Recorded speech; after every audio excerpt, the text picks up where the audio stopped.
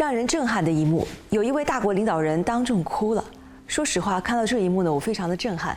震撼的是，一位大国领导人居然当众哭了，而且哭得泣不成声。震撼的是，让他流泪的内容与饥饿与贫穷有关。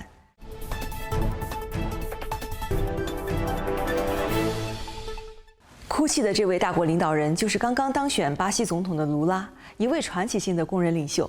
近日在与政治盟友会面时，卢拉谈到了巴西当下最紧迫的问题。他的原话是这样说的：“我想告诉你们的是，如果在2026年任期结束时，每个巴西人都能享用上咖啡、午餐和晚餐，我就完成了人生的使命。”说到这里，卢拉突然就哽咽了，他不得不停下讲话，用手抹去眼眶中的泪水，情绪一动，相当激动。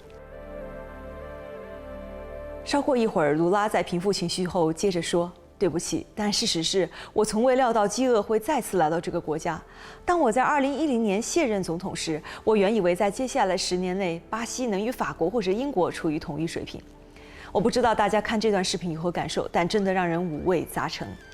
要知道，2003年第一次出任巴西总统后，卢拉就将消除贫困作为最重要的目标，他也取得了巨大的成功。随后几年，数百万巴西人摆脱了极端的贫困。2014年，联合国还将巴西从饥饿地图中删除了。但最近几年，因为疫情和通货膨胀，巴西人又似乎回到了过去。按照拉美学者的一份调查，巴西现在有3310万人挨饿，1.25亿人处于粮食不安全的状态，也就是他们不知道自己是否能够吃到一日的3餐。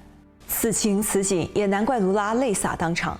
我12年前卸任，以为巴西会和英国和法国一样，哪知道现在的巴西人都没法吃到一日3餐，真有一点10年之功毁于一旦的英雄悲歌之感。所以卢拉立下了一个誓言：4年后离任，巴西人能够吃到一日3餐，那我就完成了人生的使命。这个目标对于一个大国来说，真的非常的卑微。这或许也反映了卢拉平时的性格。如果大家仔细看的话，卢拉的左手是没有小指头的，不是天生就没有，而是过去苦难的痕迹。贫困家庭出身的卢拉从小就必须去谋生，他在大街上给人擦鞋。他14岁的时候进入工厂打工，19岁在一次事故中失去了左手的小指，25岁因家庭拮据，目睹怀孕8个月的妻子撒手人寰，他不得不愤怒，由此成长为一位工人领袖。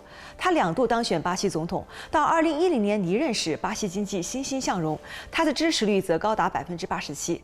2009年5月，卢拉获得联合国教科文组织乌弗埃博瓦尼和平奖，以表彰他在促进对话、消除贫困方面做出的杰出贡献。卢拉卸任之后，巴西政坛激烈动荡，左翼和右翼对立，卢拉本人也被指控贪腐和洗钱，一度被判有期徒刑12年零11个月。他被迫入狱服刑，但最后又上诉最高法院推翻判决。2022年，他再度出山当选巴西总统，但现在的巴西已经不是12年前的巴西。卢拉应该也是别有感慨，最终潸然泪下。在这次演讲后的当天，他还发推特转发了自己哭泣的新闻，并配文说：“饥饿问题折磨着我的灵魂，因为我知道那是什么，我知道我们将再次终结巴西的饥饿问题。”最后大家怎么看呢？还是粗浅谈3点吧。第一，巴西真有点让人看不懂了。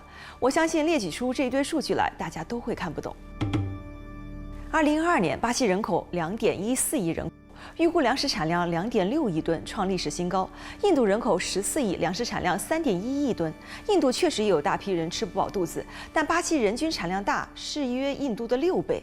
在这种产量情况下，巴西居然有几千万人吃不饱肚子，到底是怎么回事？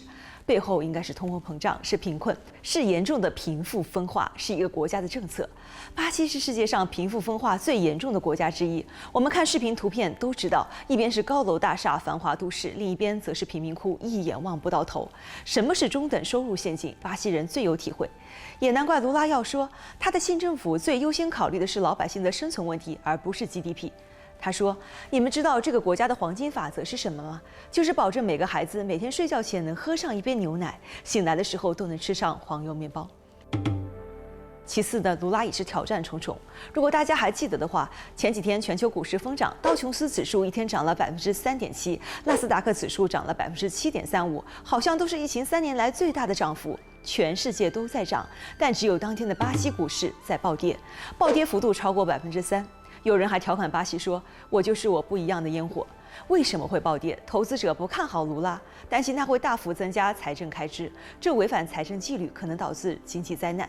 这让卢拉也颇为无奈，嘲讽地说：“我从未见过市场如此敏感。有趣的是，市场并没有因为博瓦索纳的4年而感到紧张。”我总觉得，之所以卢拉当天泪洒当场，既是同情巴西老百姓的遭遇，也明白自己挑战的严峻，所以他也反问说：那些说必须削减开支、实现盈余和设置开支上限的人，为什么不看看这个国家的社会问题？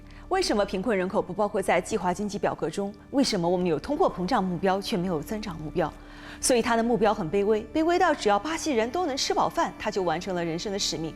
但这一点也真的是很不容易。第3点，中国和巴西可以多交流治国的理政，这完全是我个人的看法了。因为具体到脱贫很简单，在过去几年最成功的实现了脱贫的国家是哪个？只有中国，没有之一。虽然这2年的疫情肯定又造成了新的严峻挑战，但我们真的创造了一个人间奇迹。自2012年以来，平均每年1000多万中国人口脱贫，中国完成了消除贫困绝对的历史性任务。环顾这个世界，这样的奇迹此前还没有发生过。记得今年的7月，印尼总统佐科到访中国，他有一句话就这样说：印尼钦佩中国在扶贫方面取得的杰出成就，愿借鉴中方成功经验。也有很多人表达，中国脱贫是一项千古德政，许多发展中国家羡慕不已。所以佐科一到中国就当面表示要借鉴成功经验。具体到巴西，巴西有巴西的国情，但我总觉得中巴加强脱贫的交流和合作肯定不是一件坏事。巴西的问题，巴西的教训也值得中国和世界认真吸取。这个世界没有人能够随随便便成功。哭泣的卢拉加油，巴西加油！好的，感谢您收看本期的《华尔街周报》，我们下期再会，我是安琪。